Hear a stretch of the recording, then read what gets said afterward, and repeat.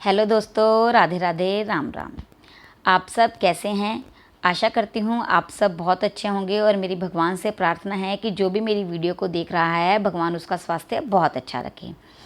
चलिए आज की स्टोरी इस प्रकार है कि हमें किसी का विश्वास तोड़ना नहीं चाहिए। अगर हम किसी का विश्वास तोड़ते हैं तो हमारे साथ क्या होता है वो हम इस स्टोरी के बाद जानेंगे। चलिए पहले स्टोरी की बात करते हैं, then moral of the story.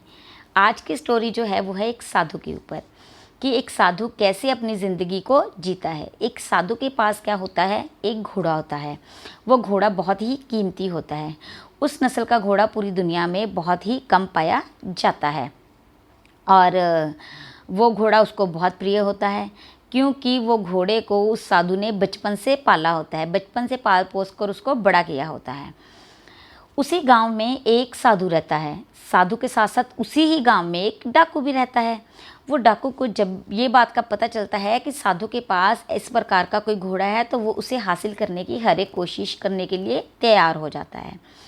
तो वो अपने साथियों को कहता है कि आप उस साधु के पास जाओ और उसे हर वो कीमत देने के लिए तैयार हो जाओ जिसे वो लेना चाहता है और मुझे वो घोड़ा हर एक कीमत में चाहिए। जैसे ही उसके साथी साधु के पास जाते हैं और उसे कहते हैं कि हमें ये घोड़ा हर एक कीमत पर चाहिए, तो वो साधु उसे देने के लिए मना कर देते हैं। तो वो कहते हैं 10 लाख। साधु कहता है नहीं। उन्हें लगता है कि ये पैसों के लिए सिर पे मान जाएगा, तो वो कहते हैं 20 लाख। साधु कहता है नहीं। तो वो डाकू कहते हैं हम आपको अंतिम वैल्यू बता रहे हैं, अगर आपको ये सही लगी हो हमें ये घोड़ा दे दीजिएगा और हम ये घोड़ा हर एक कीमत पर हासिल करके ही रहेंगे। तो वो कहते हैं 1 करोड़। साधु कहते हैं नहीं। वो कहते हैं इसको मैं पैसों में कभी तोल ही नहीं सकता, ये तो मेरे एक बच्चे के सामान है, मैंने इसको बचपन से लेकर अब तक पाला है, इसीलिए मैं इसको तुम लोगों को कभी भी नहीं दे सकता हूँ। तो क्या होता है, वो सारे वहीं पे बैठे होते हैं। तो डाकू उस साधु को कहता है इस घोड़े को तो हम हासिल करके ही रहेंगे, चाहे हमें कुछ भी करना पड़ जाए। तो वो डाकू ये बात कहकर वहाँ से चले जाते हैं और अपने सरदार को जाकर बताते हैं कि हे मालिक, वो कहता कि मैं इस घोड़े को नहीं दूंगा, आप मुझे कितनी भी कीमत दे दो। हमने उसे 1 करोड़ तक देने की कोशिश की पर उन्होंने मना कर दिया। डाकू बड़ा हैरान होता है। तो वो कहता है कि चलो हासिल तो करके रहेंगे, ऐसे नहीं तो तैसे।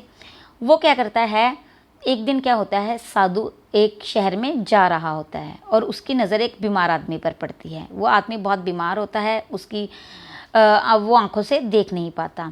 जैसे ही वो साधु अपने घोड़े पर सवार होकर वहाँ से निकल रहा होता है तो वो आदमी साधु को रोक लेता है और कहता है कि हे महात्मा, मैंने आपके घोड़े की आवाज़ सुनी है, मुझे लगता है कि आप घोड़ा चालक हैं।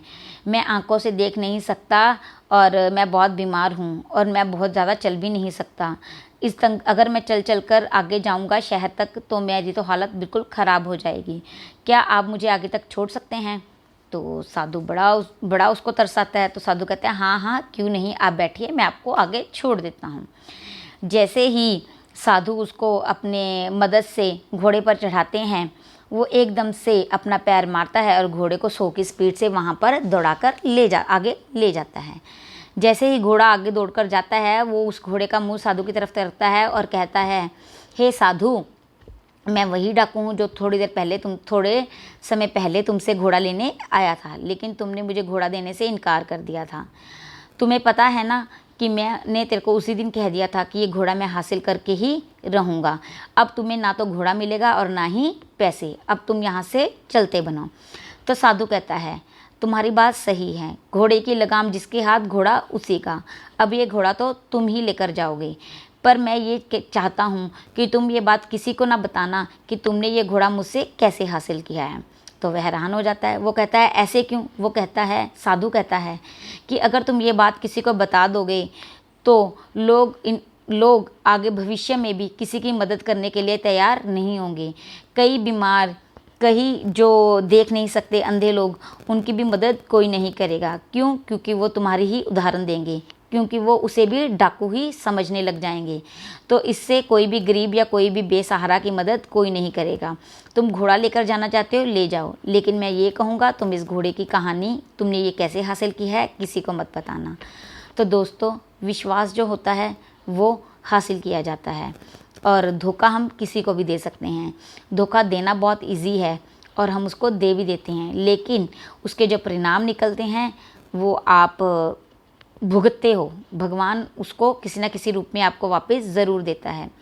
और आपकी इन हरकतों से, जो उस डाकू ने की हैं, ऐसे लोगों की कुछ हरकतों से हम एक बेसहारा और ज़रूरतमंद की मदद करने के लिए भी कतराते हैं, क्योंकि हमें नहीं पता होता वो बाहर से कैसे और अंदर से कैसे है। तो मदद हर बंदे की कीजिए, पर पहले उसको परख लीजिए।